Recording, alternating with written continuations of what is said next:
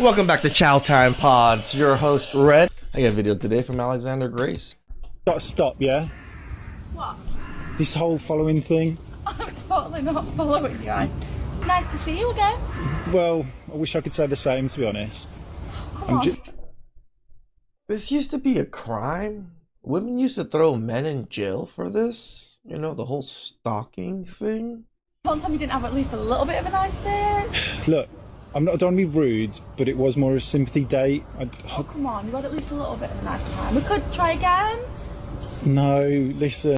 The desperation. Oh my jeez. Oh my jeez. And I've tried to be gentle to you. I have texted you and said that this is... And this is why the Chad Rones of the world are not gentle. They are ruthless. ...working. How about we go on one more date, you give me a second chance and we just see how things go? No, listen, you've got to take no for an answer, okay? Just thought it'd be nice to bump into each other and maybe go for a coffee. No, listen, come on, have some dignity a little bit now. Except that you didn't bump into him, you followed him. That sympathy date. I mean, he's in the middle of the woods in a sense.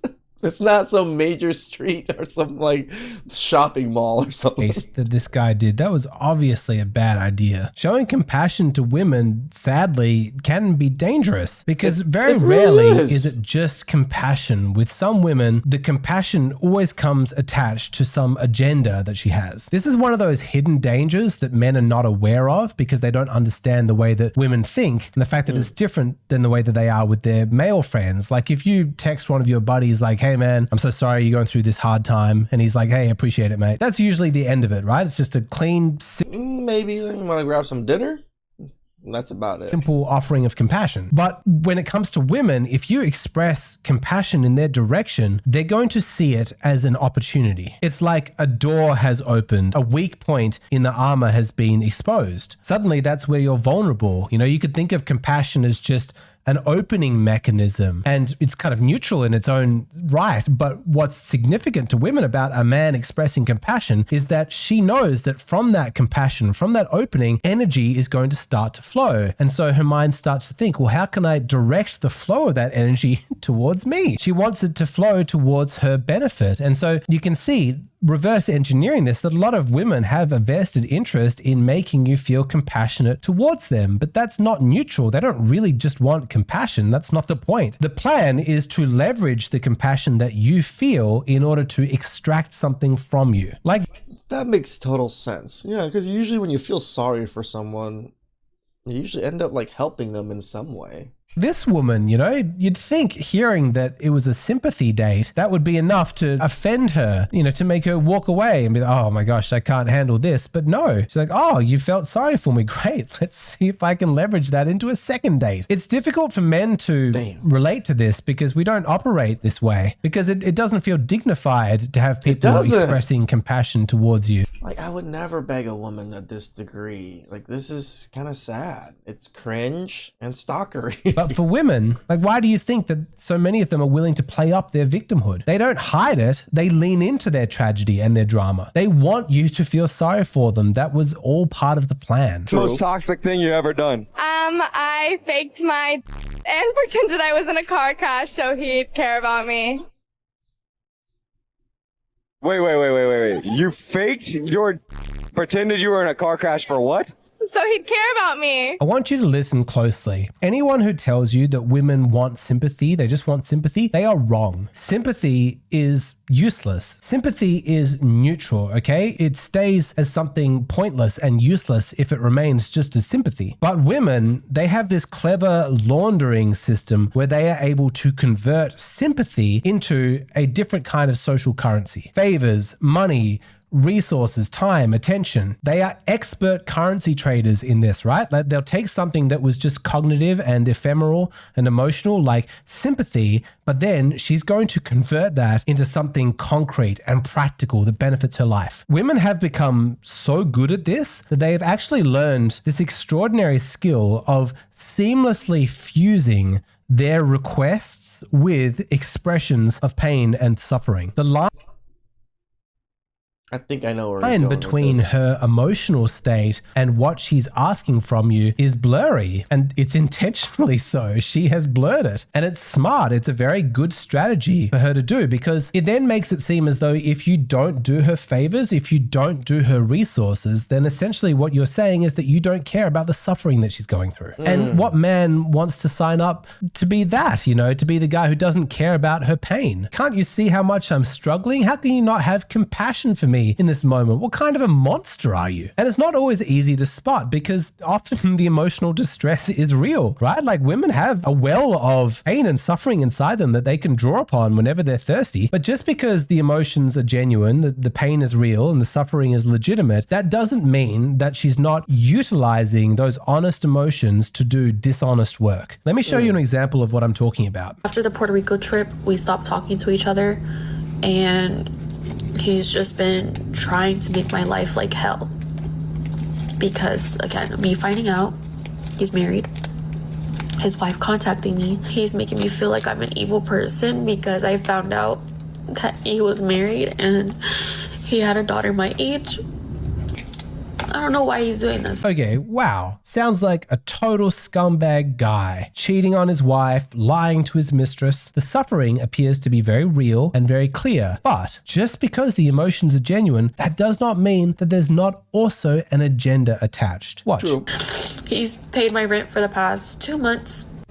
So I guess in his heart, he thinks that the best thing to do is to get me kicked out and report me to Dallas PD because of this. Puts a little bit of a different spin on it, doesn't it? Now, the guy still sounds like a scumbag, and it seems like you did the right thing ending it, and not seeing him again. But there is an important detail here, that you did continue to live inside his apartment and let him pay the rent. And so, let's just try and unpack this, right? You're so morally outraged at his behavior that you just could never see him or speak to him again. But at the same time, Still expect him to take care of you and pay for your stuff. you were still happy to accept his money and live inside the apartment he was paying for? Somehow accepting his money, that didn't strike you as morally compromising? So what's the real pain that we're seeing here? Is she upset about the lying and the cheating? But maybe she's also upset because she doesn't want to pay money for a place to live. And the emotions from the first situation are just getting blended seamlessly with these new circumstances. It's all getting mixed together as one. I see where he's coming from. There's so much going on. We don't know why she's sad.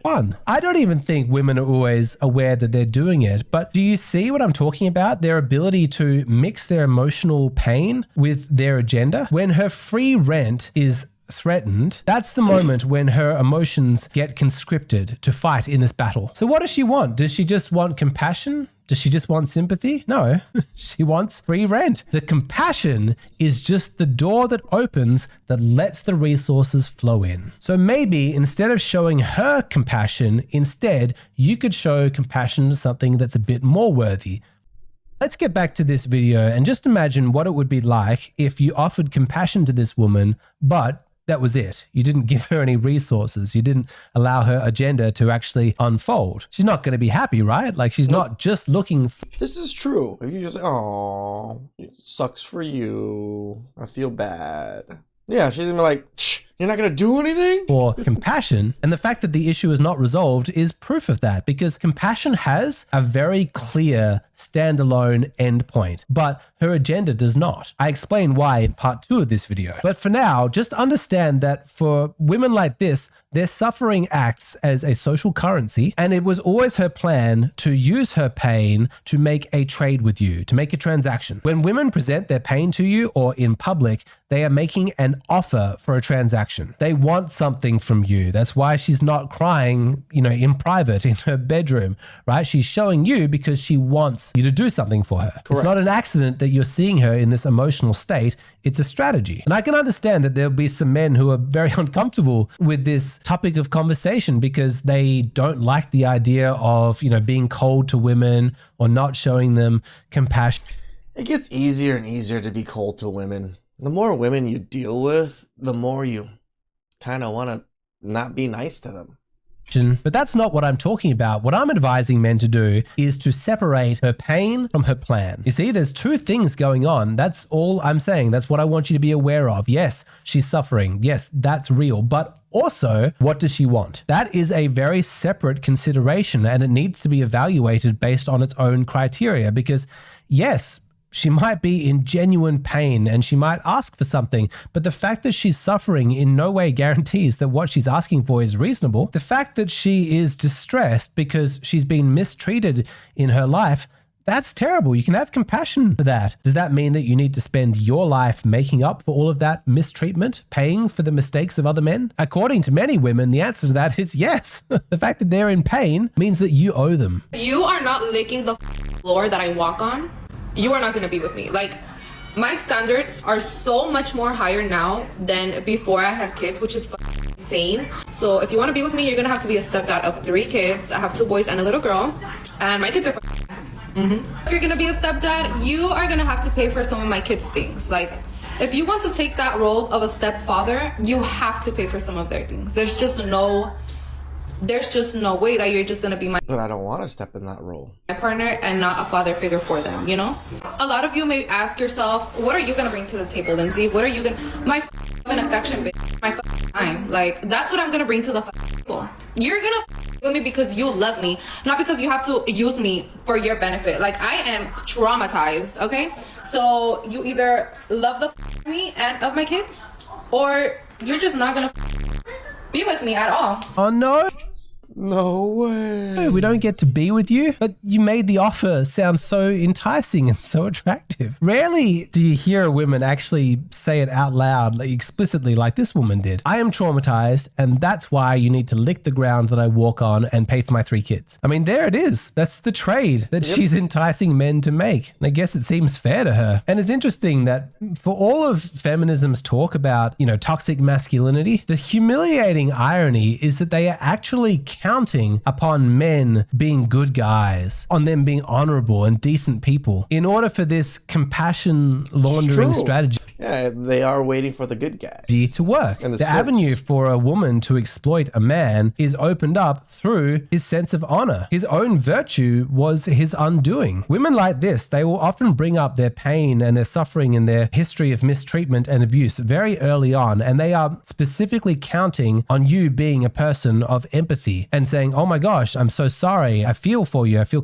Let me make up for all that. Passion for you. They're counting on that. They want you to make a very explicit acknowledgement of sympathy, of feeling sorry for her. Like, wow, I'm really sorry. That's tough. That sucks. I'm sorry that you went through that. Because once you have made that admission that you feel that way, that's when she knows she's got you. You've already admitted that you feel sorry for her, that she didn't deserve all that negative stuff that happened to her. So the next time she asks for something, some money, some resources, some favor of some type, if you say no, or if you hesitate or ask questions in some way, instantly it's going to be, don't you care about my pain? You know what I've been through. You know how much I've suffered. You used to have so much compassion for me. And what now that I need you? Oh, it's so tough. He can't even do it right. Now that I'm asking you this favor, what, you don't care about me anymore? Wait, hang on.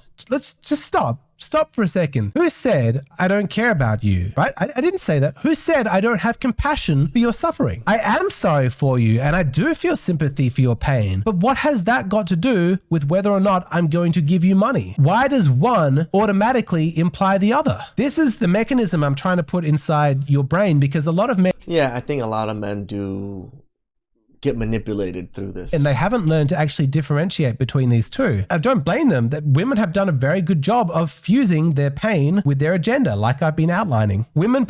Just call it what it is, Alex. Pure manipulation. Present them as though they are one thing. And so men just accept that framing. They take it on as a package deal. Yes, I care for you. So yes, I guess I have to do this stuff. Our interactions with other men leave us completely unprepared for this sort of thing, because when men want to make a trade with you, they want you to do something, very rarely will they ever lead with, please do this for me because I'm personally suffering so much. Men just... No, it's more like, hey, I need to move. Want some pizza? Damn right, I want some pizza. Don't talk like that. We don't even think like that. It's very clear in the male mind that there is a distinction, a clean line to be drawn between your personal suffering and your proposed plan of action. I explain why men are like this in part 2 of this video. But because it's so rare in men, if you ever do have like a brother or a friend of yours who does break down emotionally, you think, oh my gosh, I've never seen this before. This happens so rarely. And so in that instance, you're like, yeah, dude, like what can I do practically to help? Because it seems like such a rare occurrence. You feel motivated to act in that way, but it's different with women. Basically every agenda they have, every request, it comes fused with this, expression, this performance of pain, of their emotional suffering. The whole thing is What he said, it's performance. Most of this suffering, most of what we see is performance for us to get manipulated. confusing. Men don't really know what to do with that. And so they often just capitulate. They might feel subconsciously, like deep down, like this isn't right, something's off here. Like they know at some level that them feeling sorry for her does not contractually obligate them to just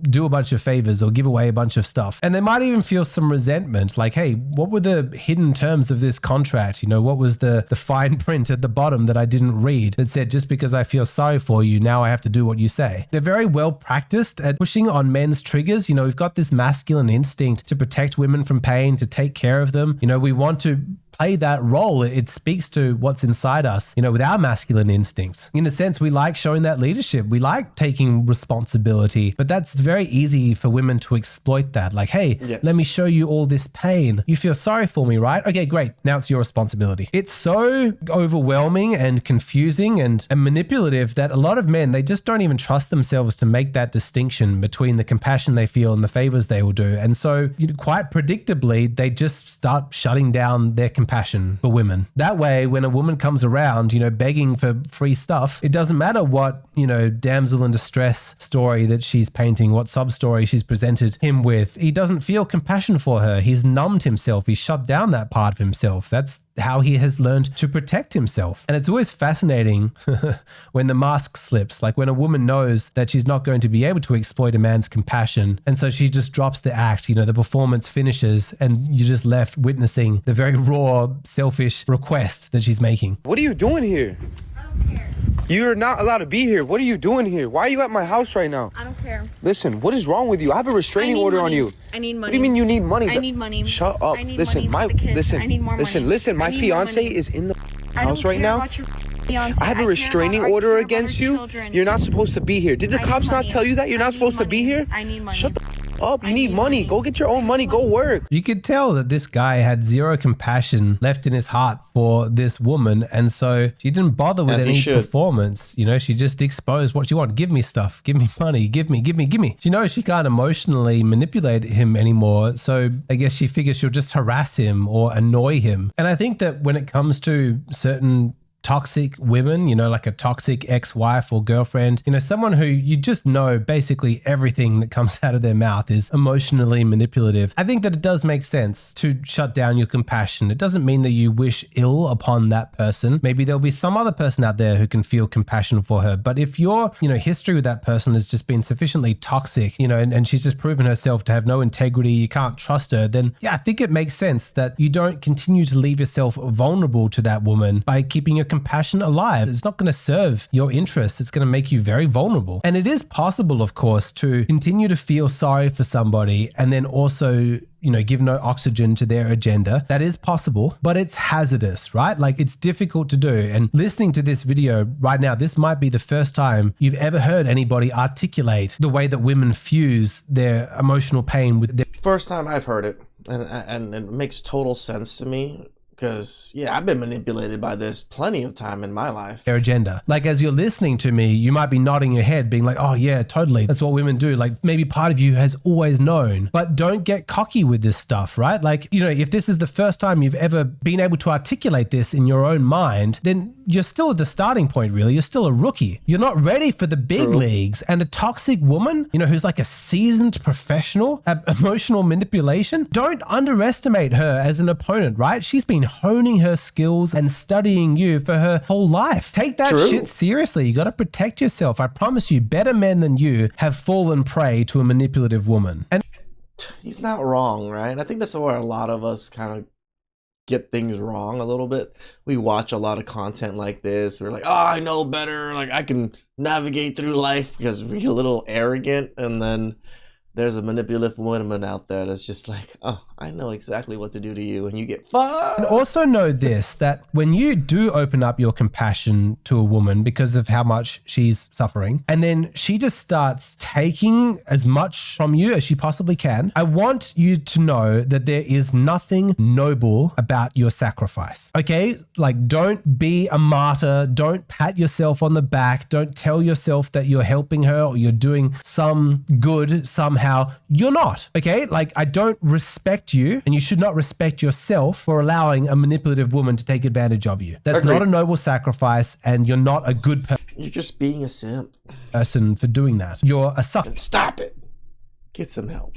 Okay? And you've been played. You're not helping her, right? Like, your compassion didn't heal her. It just enabled the opportunity for her to harvest you, to extract things from you. So what's really happened is that you just took your good energy and you gave it to her, which now she's used to fuel her toxic energy. So there's less goodness in the world and more toxicity. That doesn't help anybody. There's no dignity in that. I want you to save your resources and your energy for yourself, and also for women, but only two types of women, okay? So one type is the woman who is straightforward and upfront about what she wants. She doesn't try and emotionally manipulate you. She lays her agenda out clear. She makes a case for why a trade is a good idea. So a rare woman.